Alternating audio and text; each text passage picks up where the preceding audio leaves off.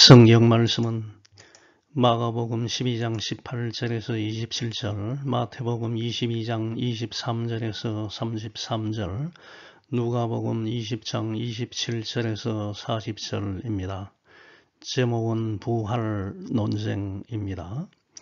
마가복음 12장 18절, 부활이 없다 하는 사두개인들이 예수께 와서 물어 이르되, 선생님이여, 모세가 우리에게 써주길 어떤 사람의 형이 자식이 없이 아내를 두고 죽으면 그 동생이 그 아내를 취하여 형을 위하여 상속자를 세울지니라 하였나이다.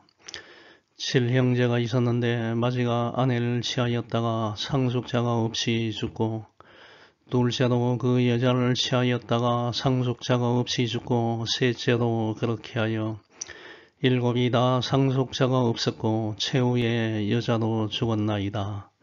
7사람이 다 그를 아내로 취하였으니 부활 때 곧 그들이 살아날 때에 그 중에 누구의 아내가 되리이까. 예수께서 이르시되, 너희가 성경도 하나님의 능력도 알지 못함으로 오해함이 아니냐.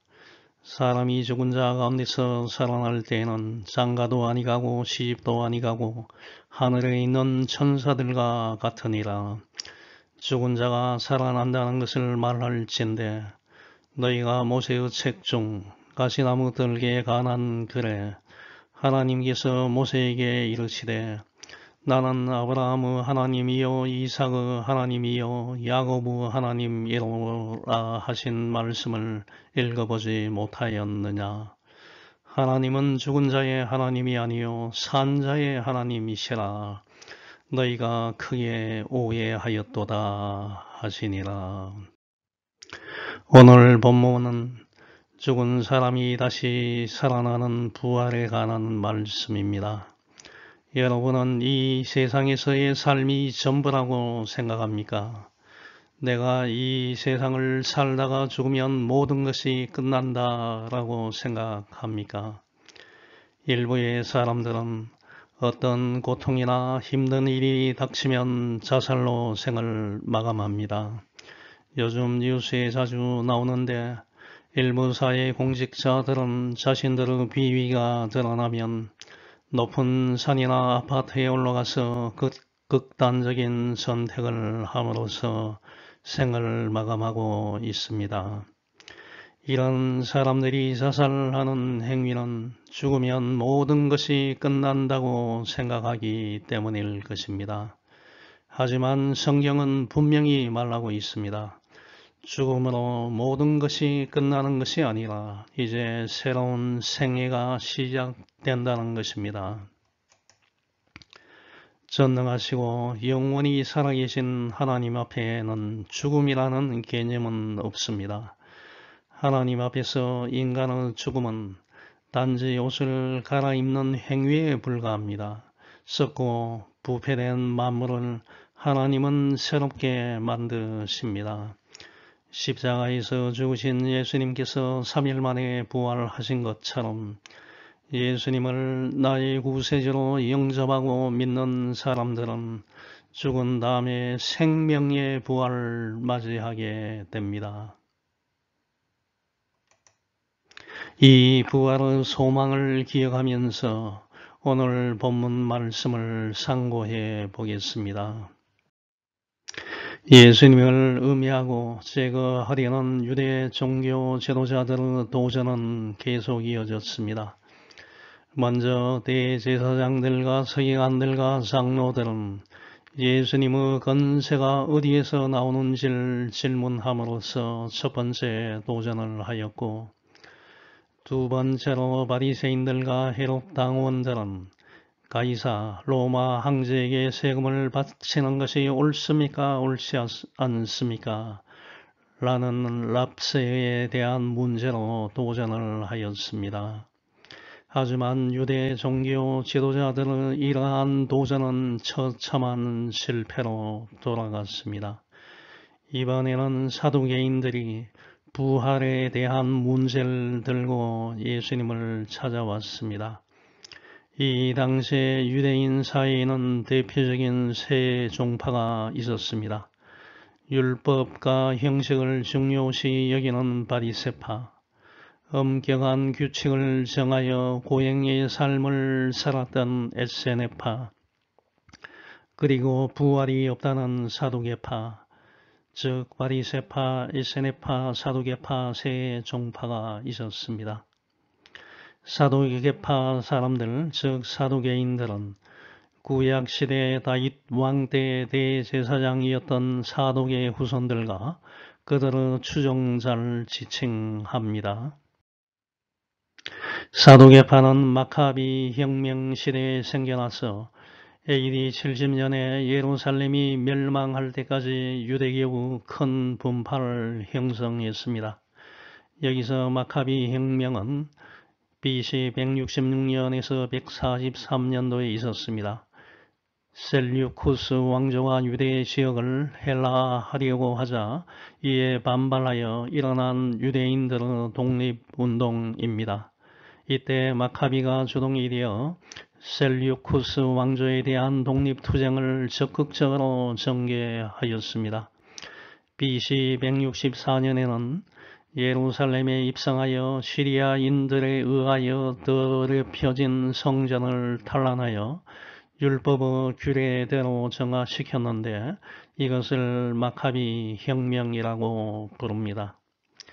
당시 사두개인들은 제사장 가문에 속한 자들로서 성전의 소득으로 생활하였고 부와 공적 지위를 누리고 있었고 헤롯 왕가와 점령군인 로마인들과 가까이 지내고 있었기 때문에 바리새인들과 일반 백성들로부터 많은 미움과 증오를 받았습니다. 사두개인들은 성경 중에서 모세 오경, 창세기, 출애굽기, 레위기, 민수기, 신명기 이것을 모세 오경이라고 합니다. 모세 오경만을 정경으로 인정하여 믿었고 몸의 부활과 천사와 영의 존재를 믿지 않았고 영원 불멸성과 내세를 믿지 않았습니다. 사두개인들은 자신들의 풍족한 삶에 만족하며 현재 자신들이 누리고 있는 기득권으로 인하여 현실에 안주하는 것을 원하였기 때문에 사두개인들이 믿기 원하는 것은 내세 종교가 아니었습니다. 단지 윤리와 도덕만을 제시하는 현세 종교이었습니다. 오늘 본문 말씀은 예수님을 말의 올무에 걸리게 하여 제거하려던 바리새인들과 헤롯 당원들의 납세 논쟁이 실패하자 이번에는 사두개인들이 직접 나서서 부활 문제를 제기하여 예수님을 함정에 빠뜨리기 위하여 제기한 내용입니다. 본문인 마가복음 12장 18절에서 27절과 관련된 부활 논쟁에 관한 말씀은 마태복음 22장 23절에서 33절, 누가복음 20장 27절에서 40절에도 기록되어 있습니다. 사두개인들이 제기한 문제는 모세 오경 중에서 신명기 25장 5절에서 10절에 언급된 대를 잇는 결혼, 계대 결혼 혹은 형사 치수 결혼, 레빌레이트 메리지 제도와 관련된 것입니다. 신명기 25장 5절에서 10절을 보면 만일 형제들이 살다가 그중 하나가 아들 없이 죽으면 그 미망인은 집을 나가 다른 사람과 재혼해서는 안 됩니다. 죽은 그 남편의 형제가 그 여자와 결혼하여 형제로서의 의무를 다해야 합니다. 그 여자가 낳은 첫 아들이 죽은 형제의 대를 잇게 하여 그 이름이 이스라엘에서 끊어지지 않게 하십시오. 그러나 죽은 사람의 형제가 그 미망인과 결혼하기를 싫어하면 그 여자는 성의 지도자들, 장로들에게 가서 내 남편의 형제가 나와 결혼하기를 거절하며 자기 형제의 대를 잇게 하는 의무를 이행하지 않으려고 합니다 하고 말해야 합니다. 그러면 그 성의 지도자들이 그를 불러다가 설득해보고 그래도 거절하면 그 미망인은 지도자들이 보는 앞에서 그 사람의 신 한 짝을 벗기고 그 얼굴에 침을 뱉으며 이것은 자기 형제의 대를 잇게 하는 의무를 거절하는 자가 받는 수치이다 하고 말을 해야 합니다. 그러면 그 후부터 그의 집안이 신발을 벗긴 자의 집, The Family of the Unsandaled 로 알려지게 될 것입니다. 라고 기록하고 있습니다. 사두개인들이 제기한 것은 대를 잇는 결혼 제도에 의하여 자녀 없이 죽은 한 남자의 아내가 남편의 여러 동생들과 결혼했을 경우에 부활할 때에는 누구의 아내가 되겠느냐 하는 질문이었습니다. 이것은 모세오경만을 정경으로 인정하고 부활과 내세 신앙을 거부하는 사두개인들이 모세오경 신명기 25장 5절에서 10절에 나오는 대를 잇는 결혼 제도를 근거로 하여 예수님께서 가르치신 부활 신앙은 허구임을 제기한 것입니다. 하나님께서 모세오경을 통하여 대를 잇는 결혼 제도를 명령하셨기 때문에 이것은 꼭 지켜야 하는데 그러면 만일 죽은 자가 다시 살아나는 부활이 있다면 이런 경우에 한 아내에게 여러 명의 남편이 있다는 것인데 이것이 말이 되느냐 하는 것입니다. 이렇게 부부관계를 엉망으로 만드는데 죽은 다음에 부활이 있다고 말하는 것은 정말 잘못된 것이라고 사두개인들이 예수님께 문제를 제기한 것입니다.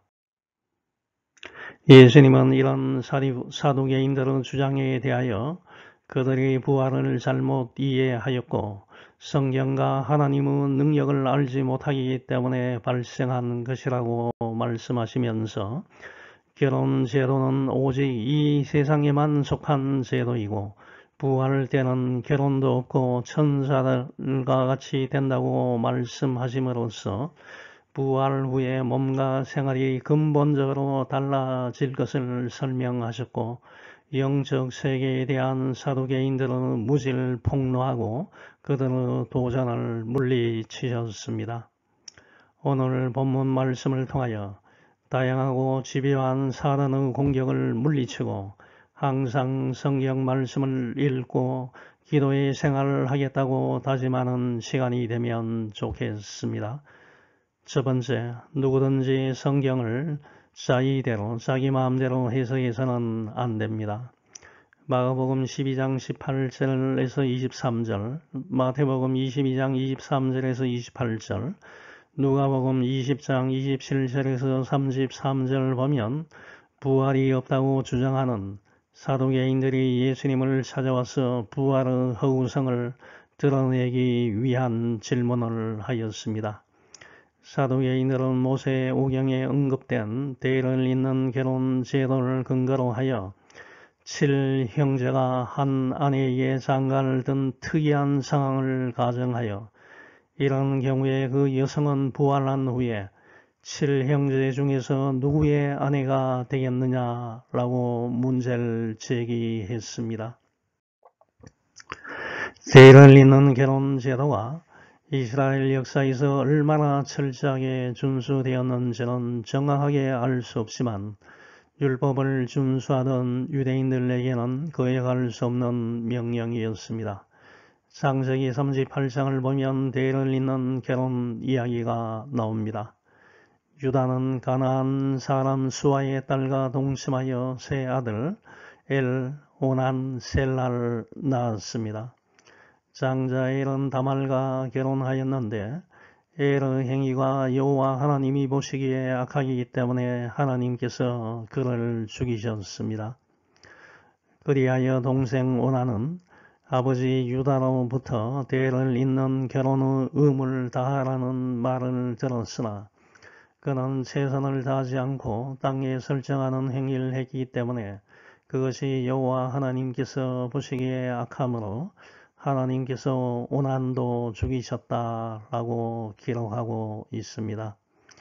사도계인들은 대를 잇는 결혼과 같은 모세 율법의 명령을 중요하게 취급하였으며 이러한 대를 잇는 결혼 제도가 부활이 없다는 것을 증명한다고 생각하였습니다.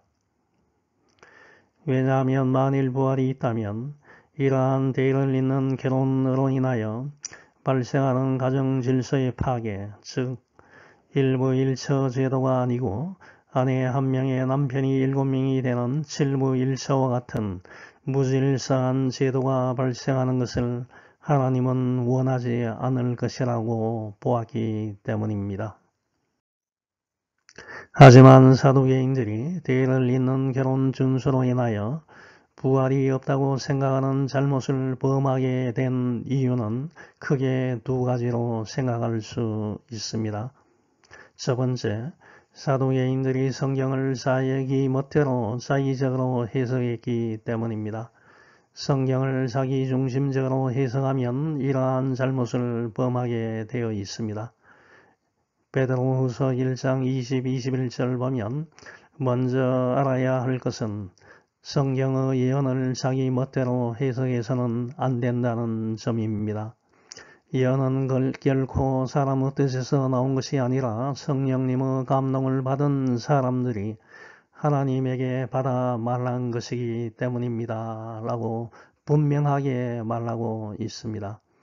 두 번째, 사도계인들이 성경 전체를 하나님의 감동으로 기록된 하나님의 말씀으로 인정하지 않고 성경의 일부인 모세오경만을 하나님의 말씀으로 인정했기 때문입니다. 성경을 해석할 때 가장 기본적인 원리는 성경이 성경을 풀어가도록 하는 것인데 이것은 성경 전체를 인정하고 수용할 때만 가능한 것입니다. 사도계인들처럼 성경 전체를 수용하지 않고 모세오경과 같은 일부만을 인정하는 사람들은 자기 입맛에 맞게 성경을 취사 선택하여 해석하기 때문에 결국에는 예수 그리스도를 거부하고 자신을 그 자리에 두는 잘못을 범하게 되는 것입니다. 성경은 인간이 마음대로 취사 선택하여 자기가 유리한 곳에 적용하여 사용할 수 있는 인간이 만든 작품이 아닙니다. 성경은 하나님의 계시를 담은 책이기 때문에 선별하여 수용해서는 안 됩니다.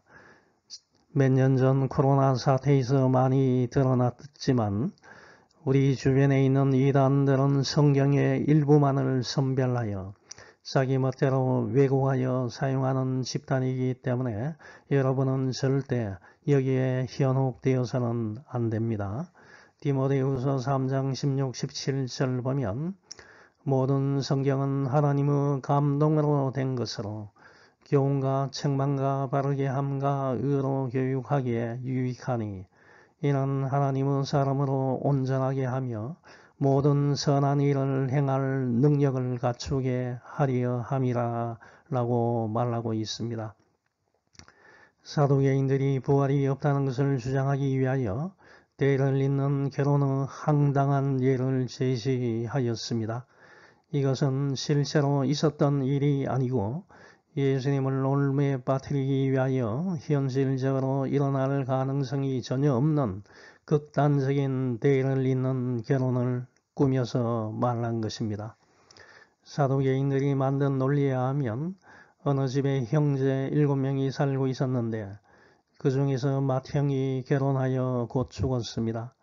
그런데 불행하게도 자식이 없었기 때문에 대를 잇는 결혼의 율법에 따라 둘째 동생이 형의 아내 형수와 결혼하였습니다. 그러나 둘 사이에도 자식이 없이 둘째 동생이 죽었습니다. 그리하여 셋째 동생이 형수와 결혼하였으나 마찬가지로 자식이 없이 죽었어. 그 다음 넷째 동생이 형수와 결혼하였으나 똑같이 자식 없이 죽었고 이러한 가정을 되풀이하여 마지막에는 7번째 동생이 형수와 결혼하였고 결국에는 모두 죽었습니다. 이렇게 7 형제가 모두 한 여성과 결혼하고 죽었습니다. 만일 부활이 있다면 부활한 때 이 여성은 누구의 아내가 되겠습니까? 가장 먼저 결혼한 첫째 형의 아내가 되겠습니까? 아니면 맨 마지막에 결혼한 7번째 동생의 아내가 되겠습니까? 아니면 가장 오래 그 여성과 결혼 생활한 형제의 아내가 되겠습니까? 라고 사두개인들이 문제를 제기하여 부활이 있다면 이렇게 가정이 문란해지는데 어떻게 부활이 있겠느냐라고 주장한 것입니다. 마가복음 12장 24절, 마태복음 22장 29절 보면 이런 사두개인들의 문제 제기에 대하여 예수님은 너희가 성경도 하나님의 능력도 알지 못함으로 오해하였다라고 말씀하셨습니다. 사두개인들은 실현 가능성이 전혀 없는 때를 잇는 결혼의 예를 들어서 부활을 말씀하시는 예수님을 함정에 빠뜨리고자 문제를 제기한 것입니다. 그리스도인들은 불필요한 문제와 비본질적인 문제를 가지고 논쟁하는 데 시간을 소비하는 어리석은 자가 되어서는 안 됩니다. 중요한 본질적인 것은 외면하고 어리석게 외형적인 것을 중요시하는 자가 되어서는 안 됩니다. 유대 종교 지도자들은 하나님의 뜻은 철저하게 외면하고 비본질적인 것과 사람들이 정한 전통을 가지고 예수님께 시비를 걸었습니다. 마태복음 15장 1절에서 10절 보면 바리새인들과 서기관들이 예수님께 와서 당신의 제자들은 왜 조상들이 대대로 지켜온 전통을 깨뜨리고 있습니까? 그들은 식사할 때 손을 씻지 않습니다. 라고 손을 씻지 않는 비본질적인 것을 가지고 예수님을 공격했습니다. 그때 예수님은 너희는 왜 너희 전통 때문에 하나님의 계명을 어기느냐? 하나님은 내 부모를 공경하라 하시고 또 부모를 저주하는 사람은 반드시 죽여야 한다고 말씀하셨다. 그런데 너희는 누구든지 부모에게 드려야 할 것을 하나님께 드렸다고만 하면 부모를 공경하지 않아도 된다고 가르친다. 그러므로 너희는 그런 전통 때문에 하나님의 말씀을 헛되게 하였다. 라고 말씀하시면서 그들을 향하여 위선자라고 질책하셨습니다. 그러므로 사두개인들과 같이 성경을 자기 멋대로 부분적으로 해석하는 잘못을 범해서는 안 되고 이런 방식으로 해석하여 유인하는 사이비 집단들을 경계하는 여러분이 되시기 바랍니다. 두 번째, 죽음은 모든 것의 끝이 아닙니다. 부활의 소망을 가지고 살아야 합니다. 모세오경에 나오는 대를 잇는 결혼과 부활을 교묘하게 결합하여 부활이 없다고 주장하는 사두개인들의 질문에 대하여 예수님께서 대답하신 내용은 마가복음 12장 24절에서 27절, 마태복음 22장 29절에서 32절, 누가복음 20장 34절에서 40절에 나옵니다.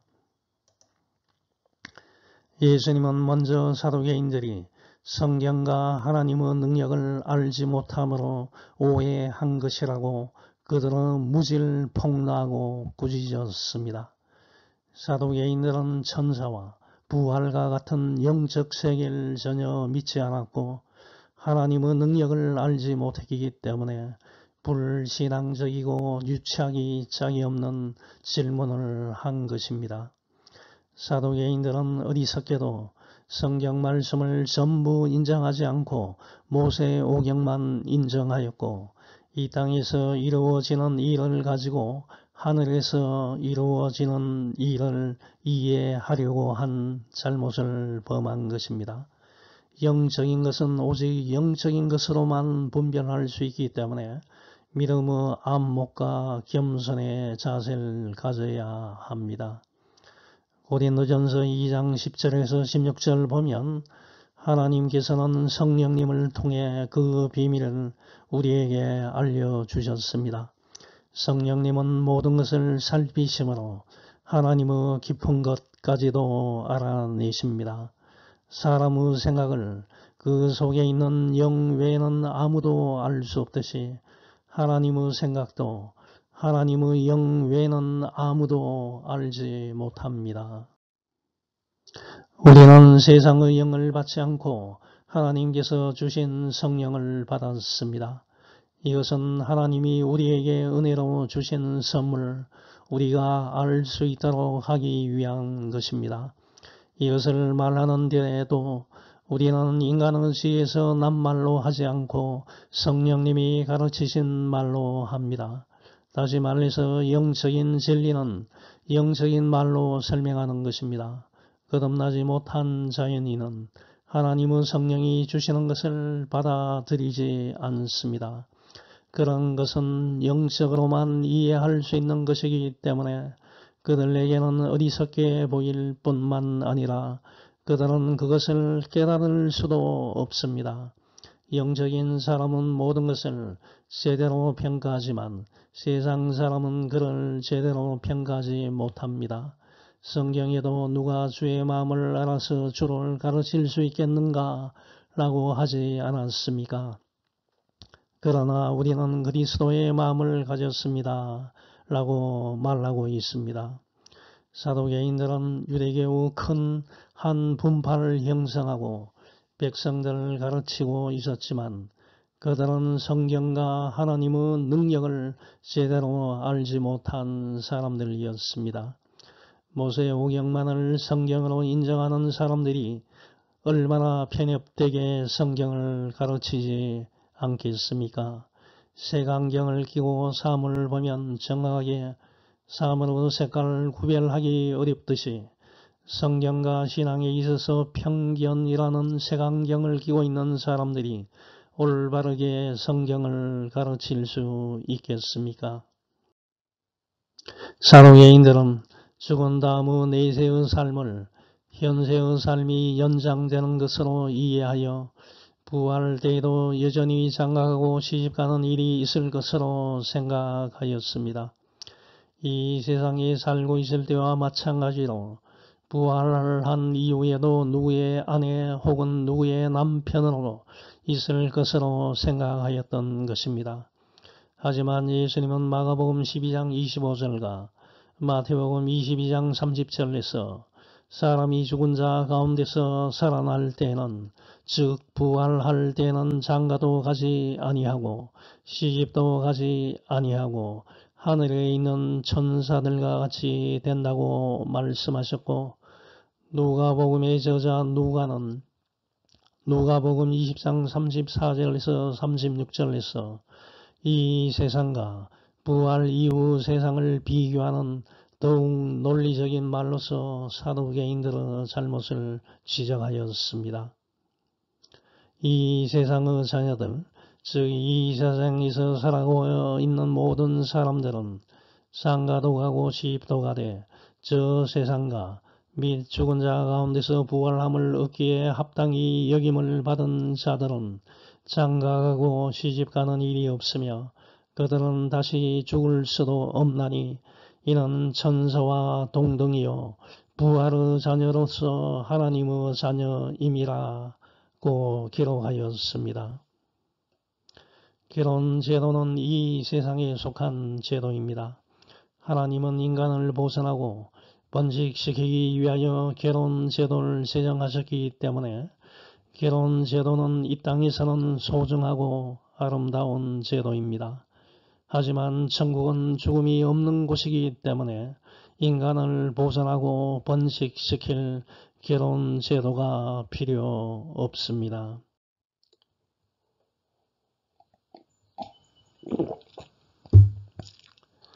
그러므로 부활 때에 천국에서는 장가가거나 시집가는 일이 필요 없는 것입니다. 물론 천국에서 여러분은 부모님, 형제, 자매, 남편과 아내를 다시 만날 것입니다만 세상에서 있었던 관계나 인연으로 만나는 것이 아닙니다. 천국에서는 더 이상 누구의 남편과 누구의 아내가 아닙니다. 부활의 몸을 입은 사람들은 이 세상의 관계와는 전혀 다른 관계 속에서 가장 복되고 이상적인 만남을 가지게 될 것입니다. 이 세상에서 같이 지낼 때의 기억들이 어떻게 실현되어 나타날지는 알 수 없지만 아름답고 기쁜 만남이 될 것은 분명합니다. 예수님은 저와 여러분이 부활할 때 하늘에 있는 천사들과 같이 된다고 말씀하셨습니다. 이 말씀은 우리의 부활체와 천사들의 존재의 양식이 같게 된다는 것이 아닙니다. 우리의 삶의 양식이 천사들과 같이 되어 더 이상 이 세상의 법칙에 지배를 받지 않고 하늘의 새로운 법칙에 지배를 받게 될 것이라는 것입니다. 천사들은 영적인 존재이지만 우리의 부활체는 영과 육을 모두 가지게 되는 것입니다.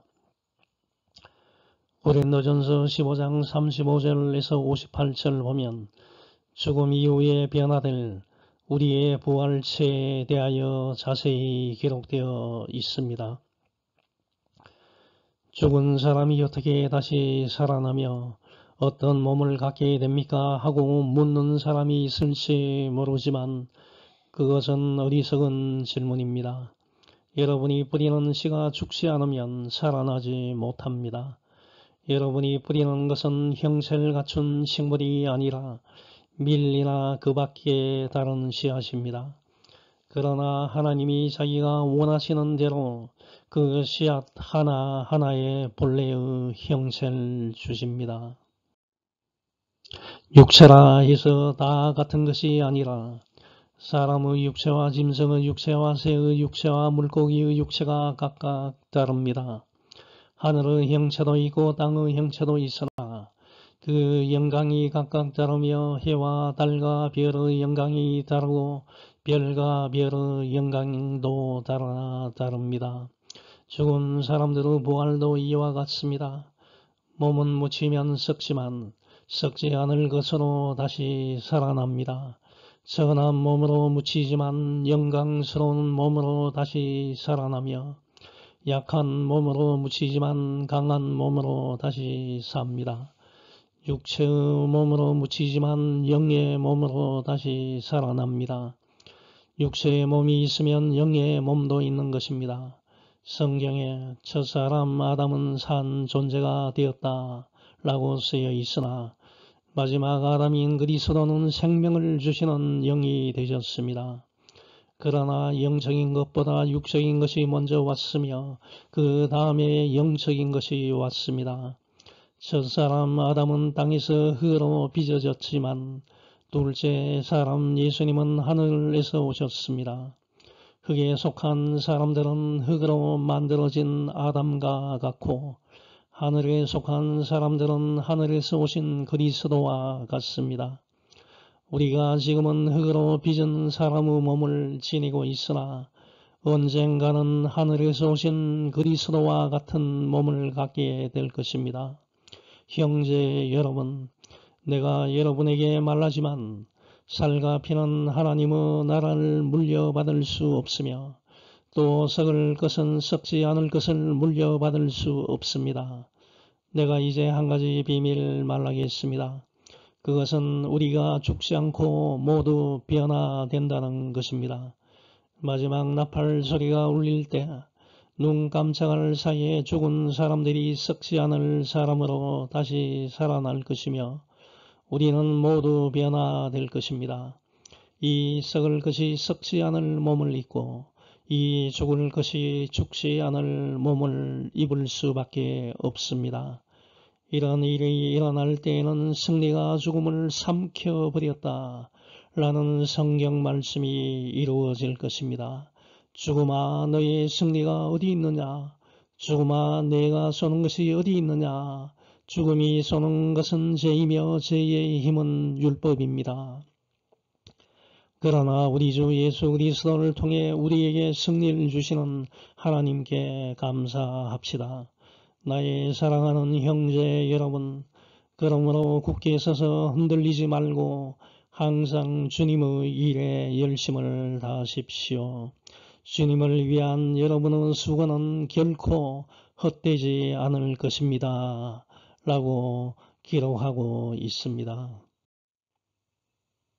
부활의 때 저와 여러분은 천사들보다 더욱 영광스러운 존재가 됨을 기억해야 합니다. 우리의 부활체는 천사의 형체를 따르는 것이 아닙니다. 예수 그리스도의 형체를 갖게 될 것이기 때문에 천사들보다 더욱 영광스럽게 됩니다.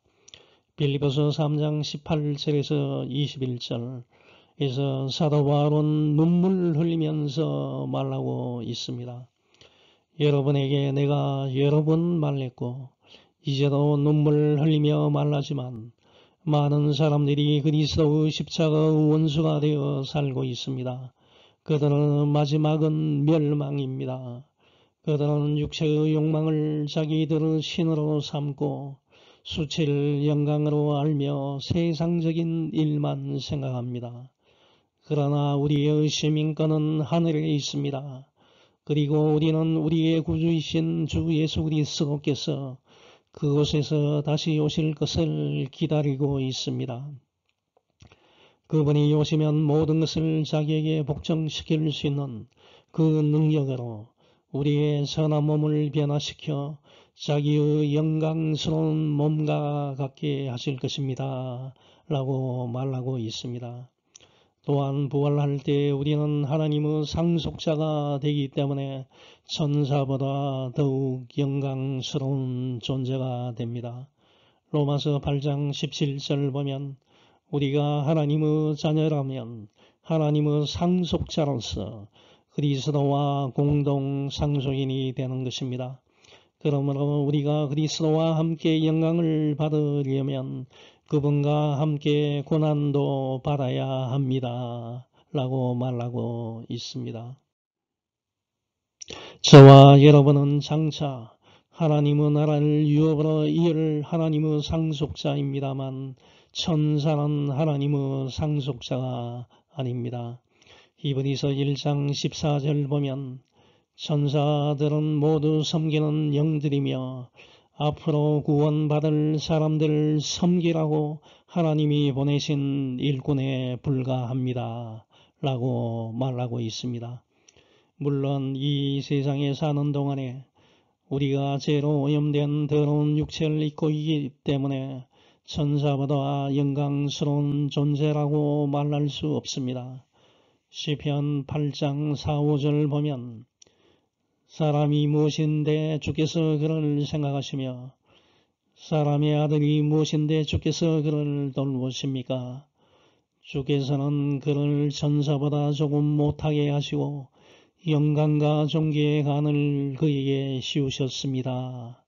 라고 말합니다만 저와 여러분은 하나님의 자녀, 즉 하나님의 상속자이기 때문에 천사들보다 더욱 우월한 존재이며 천국에 가면 저와 여러분은 천사들보다 더욱 영광스러운 존재가 될 것입니다. 이것을 확신하면서 부활신앙을 더욱 굳게 믿고 생활하시기 바랍니다. 마가복음 12장 26, 27절, 마태복음 22장 32절, 누가복음 20장 37, 38절 보면 예수님은 영원의 불멸과 부활을 증거하시기 위하여 구약 성경 출애굽기 3장 6절의 말씀을 인용하여 말씀하셨습니다. 이 말씀은 하나님께서 호렙산, 시내산이라고도 불립니다. 호렙산에 올라 모세를 이집트 바로왕 지하에서 노예로 고생하는 이스라엘 백성들을 젖과 꿀이 흐르는 가나안 땅으로 데리고 갈 이스라엘의 지도자로 부르시면서 하나님께서 자기 자신을 소개하신 말씀입니다. 예수님은 이 말씀을 부활의 사실을 입증하는 데 사용하셨습니다. 출애굽기 3장 1절에서 8절 보면 일명 모세의 가시나무 떨기 사건이 기록되어 있습니다. 어느 날 모세는 미디안 제사장인 자기 장인 이드노의 양떼를 먹이다가 양떼를 강야의 서쪽 끝으로 몰고 가서 하나님의 산인 시내산에 도착했는데 여호와의 천사가 떨기나무 불꽃 가운데서 그에게 나타났습니다. 모세가 보니 떨기나무에 불이 붙었으나 그 떨기나무가 타서 없어지지 않았습니다. 그래서 모세는 이상하다. 어째서 떨기나무가 타지 않는가? 한번 가서 봐야겠다. 라고 혼자 중얼거리었습니다. 여호와 하나님은 모세가 가까이 접근해 오는 것을 보시고 떨기나무 가운데서 모세야 모세야 하고 부르셨습니다.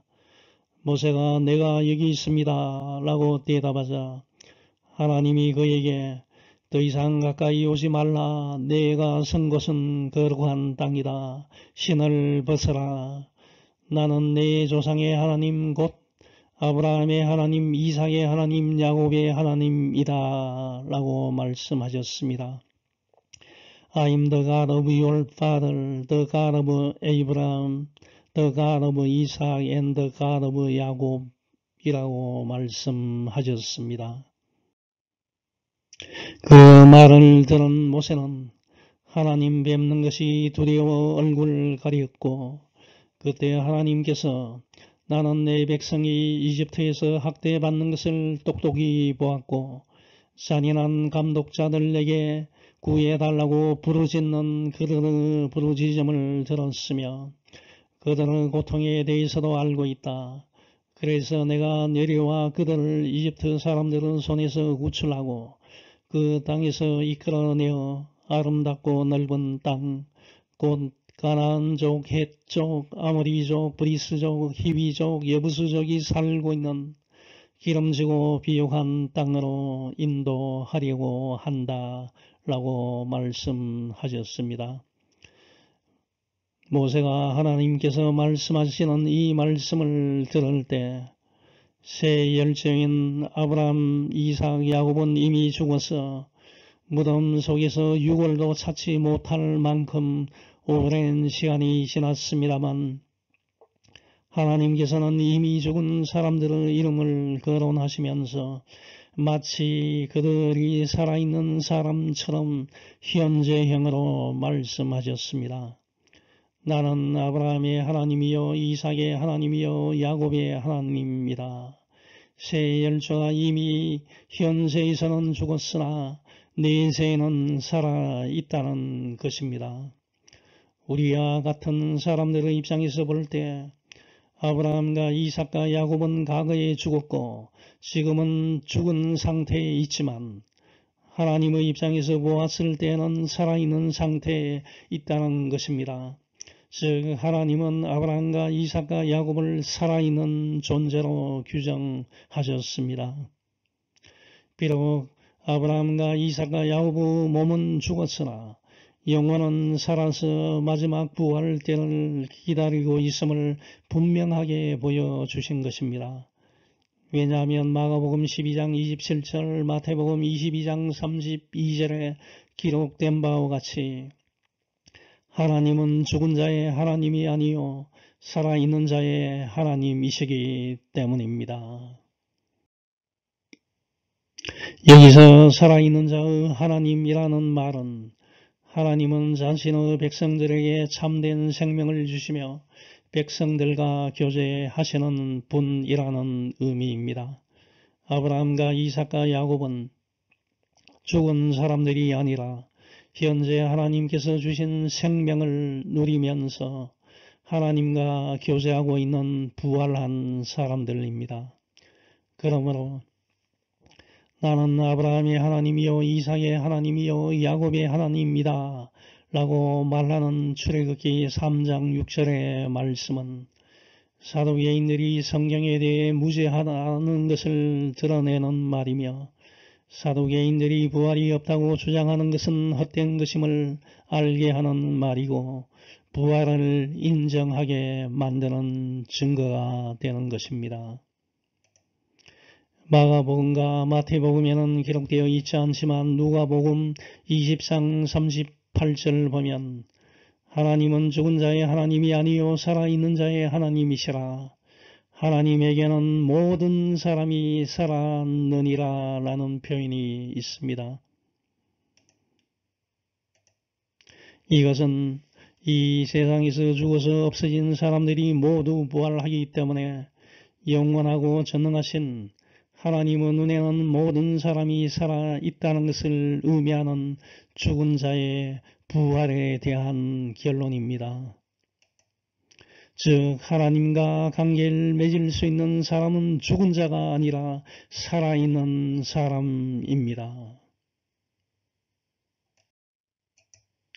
이미 오래전에 죽은 그리스도인들도 죽은 것은 오직 몸뿐이고 하나님 앞에서는 지금도 살아있는 사람들입니다. 그 사람들이 이 세상에는 더 이상 존재하지 않지만 하나님 앞에서는 살아 있습니다. 그 사람들은 예수님께서 이 땅에 다시 오실 때, 재림하실 때 이 땅에 살아있는 사람들보다 먼저 일어나서 영광의 몸을 입게 됩니다. 사도 바울은 데살로니가전서 4장 13절에서 18절에서 이미 죽은 사람들에 대하여 말하면서 슬퍼하지 말라고 있습니다. 형제 여러분, 우리는 여러분이 이미 죽은 사람들에 대해서 모르는 것을 원치 않습니다. 그렇지 않으면 여러분도 희망 없는 사람들처럼 슬퍼하게 될 것입니다. 우리는 예수님이 죽었다가 다시 살아나신 것을 믿습니다. 그래서 우리는 예수님을 믿다가 죽은 사람들도 하나님이 그와 함께 데리고 오실 것을 믿습니다. 우리는 주님의 말씀으로 여러분에게 말합니다.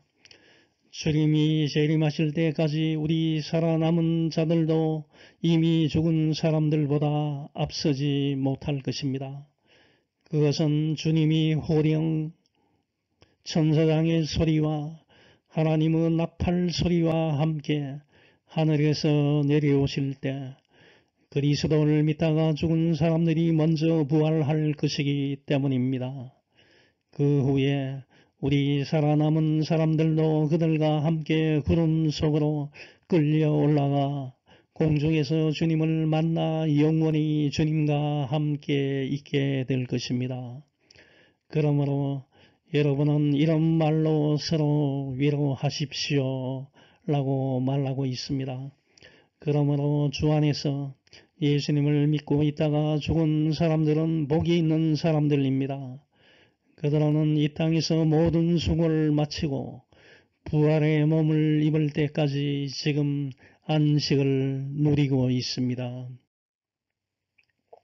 하지만 사두개인들처럼 부활이 없다고 주장하는 사람들은 지옥 불꽃 가운데서 고통하며 울부짖는 처지가 될 것입니다.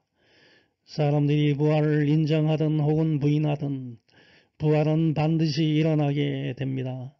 부활과 예수 그리스도를 나의 구세주로 믿는 사람들은 영생의 부활로 나오지만 부활과 예수 그리스도를 믿지 않는 사람들은 영벌, 영원한 형벌의 부활로 나오게 되어 있습니다. 요한복음 5장 28, 29절을 보면 이 말에 놀라지 말라. 무덤 속에 있는 사람들이 다 그의 음성을 들을 때가 온다.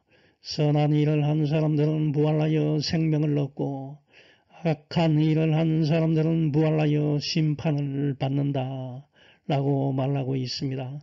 사도행전 24장 15절을 보면 이 사람들이 가진 하나님을 향한 희망을 나도 가졌는데 의인과 악인이 다 부활하리라는 것이 바로 그것입니다 라고 말하고 있습니다. 여러분은 부활의 소망을 가지고 이 땅에서 최선을 다하는 삶을 살아가시기 바랍니다. 이제 결론을 맺습니다. 사두개인들은 유대 종교 지도자로서 성전에서 제사장의 직분을 담당하였으나 사실 그들은 성경도 모르고 하나님의 능력도 알지 못하고 부활을 부인하는 사단에 속한 사람들이었습니다. 이 세상에는 이러한 사람들이 많이 있음을 알고 그들의 유혹에 빠지지 않도록 항상 경계해야 합니다. 예수님께서 출애굽기 3장 6절 말씀을 통하여 부활을 입증하였듯이 성경 속에는 상상할 수 없는 무궁무진한 진리의 말씀이 함축되어 있음을 깨닫고 성경 말씀을 매일 한 장씩 읽으면서 말씀을 통하여 계시된 하나님의 뜻을 깨닫고 유혹이 많은 시대에 하나님의 영광을 드러내는 삶을 사시는 여러분이 되시길 축원합니다. 아멘. 하늘에 계신 하나님 아버지 감사합니다. 날마다 지켜 인도해 주심을 감사합니다. 하지만 며칠 전에는 많은 비로 인해서 이와 같이 사상자가 발생하고 많은 수재민이 발생했습니다. 아버지 하나님, 이 백성을 불쌍히 여겨 주시옵소서. 여러 가지 희망이 없고 여러 가지 힘든 상황에 처해 있는 이 백성들 주님께서 올바른 길로 인도해 주시옵소서. 우리가 성경을 내 마음대로 해석하는 어리석은 자가 되지 않게 해 주시옵소서. 죽음은 모든 것의 끝이 아닙니다. 우리가 부활의 소망을 가지고 하루하루 생활하면서 주님의 영광을 드러내는 우리가 될 수 있게 주님은 인도해 주옵소서. 예수님 이름으로 기도하였습니다. 아멘.